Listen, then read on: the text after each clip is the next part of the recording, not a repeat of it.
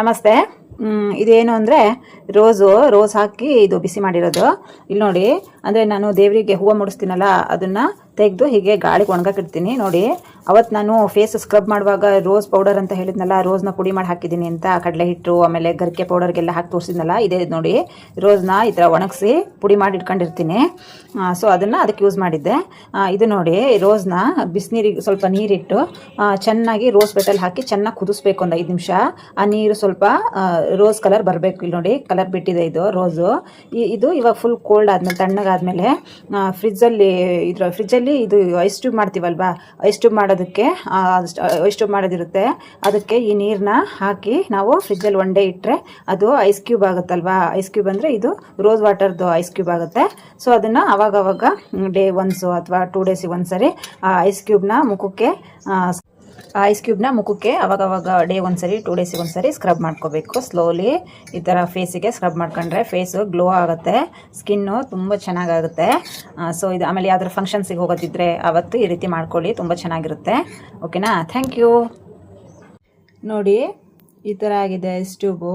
ಆ ರೋಸ್ ವಾಟರ್ನ ಕೋಲ್ಡ್ ಆದಮೇಲೆ ಇದಕ್ಕೆ ಹಾಕಿಟ್ಟಿದ್ದೆ. ಸೊ ಈ ಥರ ಆಗಿದೆ ಇದು. ಇವಾಗ ಇದನ್ನು ತಗೊಂಡು ಸ್ನಾನ ಮಾಡಿದಾಗ ಅಥವಾ ಮುಖ ತೊಳೆದಾಗ ನಾವು ಇದನ್ನು ಫೇಸಿಗೆ ನಿಧಾನಕ್ಕೆ ಸ್ಲೋಲಿ ಸ್ಕ್ರಬ್ ಮಾಡ್ಕೋಬೇಕು. ತೋರಿಸ್ತೀನಿ ನೋಡಿ, ಈ ಥರ ಸ್ಲೋಲಿ ಸ್ಕ್ರಬ್ ಮಾಡಬೇಕು. ಈ ಥರ ಡೈರೆಕ್ಟಾಗಿ ನಿಮಗೆ ಈ ಥರ ಅಪ್ಲೈ ಮಾಡೋಕ್ಕಾದರೆ ಮಾಡಿ, ಇಲ್ಲಾಂದರೆ ಒಂದು ಕಾಟನ್ ಬಟ್ಟೆ ಒಳಗೆ ಇದನ್ನು ಸುತ್ಕೊಂಡು ಸ್ಲೋಲಿ ಈ ಥರ ಮಾಡ್ಕೊಳ್ಳಿ. ಓಕೆನಾ? ಈ ಥರ ಸ್ಕ್ರಬ್ ಮಾಡಿ ಎಲ್ಲ ಕಡೆ.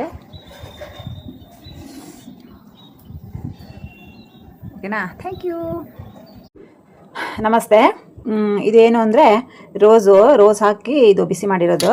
ಇಲ್ಲಿ ನೋಡಿ, ಅಂದರೆ ನಾನು ದೇವರಿಗೆ ಹೂವು ಮುಡಿಸ್ತೀನಲ್ಲ, ಅದನ್ನು ತೆಗೆದು ಹೀಗೆ ಗಾಳಿಗೆ ಒಣಗಾಕಿಡ್ತೀನಿ. ನೋಡಿ, ಅವತ್ತು ನಾನು ಫೇಸ್ ಸ್ಕ್ರಬ್ ಮಾಡುವಾಗ ರೋಸ್ ಪೌಡರ್ ಅಂತ ಹೇಳಿದ್ನಲ್ಲ, ರೋಸ್ನ ಪುಡಿ ಮಾಡಿ ಹಾಕಿದ್ದೀನಿ ಅಂತ, ಕಡಲೆ ಹಿಟ್ಟು ಆಮೇಲೆ ಗರಿಕೆ ಪೌಡರ್ಗೆಲ್ಲ ಹಾಕಿ ತೋರಿಸಿದ್ನಲ್ಲ, ಇದೇ ನೋಡಿ, ರೋಸ್ನ ಈ ಥರ ಒಣಗಿಸಿ ಪುಡಿ ಮಾಡಿ ಇಟ್ಕೊಂಡಿರ್ತೀನಿ.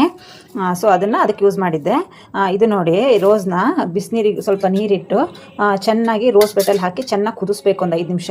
ಆ ನೀರು ಸ್ವಲ್ಪ ರೋಸ್ ಕಲರ್ ಬರಬೇಕು. ಇಲ್ಲಿ ನೋಡಿ, ಕಲರ್ ಬಿಟ್ಟಿದೆ ಇದು ರೋಸು. ಇದು ಇವಾಗ ಫುಲ್ ಕೋಲ್ಡ್ ಆದಮೇಲೆ, ತಣ್ಣಗಾದ್ಮೇಲೆ ಫ್ರಿಜ್ಜಲ್ಲಿ ಇದು ಐಸ್ ಟ್ಯೂಬ್ ಮಾಡ್ತೀವಲ್ವಾ, ಐಸ್ ಟ್ಯೂಬ್ ಮಾಡೋದಕ್ಕೆ ಐಸ್ ಟ್ಯೂಬ್ ಮಾಡೋದಿರುತ್ತೆ.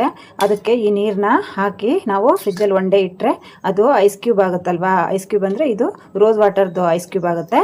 ಸೊ ಅದನ್ನು ಅವಾಗವಾಗ ಡೇ ಒನ್ಸು ಅಥವಾ 2 ಡೇಸಿಗೆ ಒಂದ್ಸರಿ ಐಸ್ ಕ್ಯೂಬ್ನ ಮುಖಕ್ಕೆ ಅವಾಗವಾಗ ಡೇ ಒಂದ್ಸರಿ 2 ಡೇಸಿಗೆ ಒಂದ್ಸರಿ ಸ್ಕ್ರಬ್ ಮಾಡ್ಕೋಬೇಕು. ಸ್ಲೋಲಿ ಈ ಥರ ಫೇಸಿಗೆ ಸ್ಕ್ರಬ್ ಮಾಡ್ಕೊಂಡ್ರೆ ಫೇಸು ಗ್ಲೋ ಆಗುತ್ತೆ, ಸ್ಕಿನ್ನು ತುಂಬ ಚೆನ್ನಾಗಾಗುತ್ತೆ. ಸೊ